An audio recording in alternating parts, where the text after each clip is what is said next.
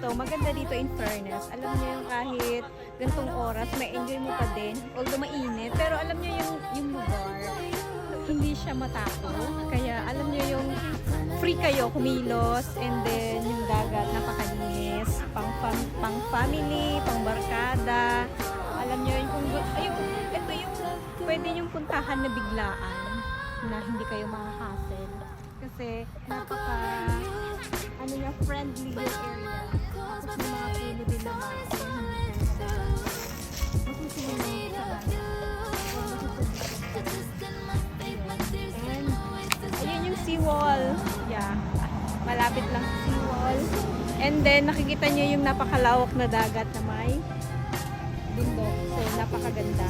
And ang kagandahan kasi dito, alam nyo lahat, para siyang virgin forest, even yung dagat, hindi siya na-abuse kasi nga malinis.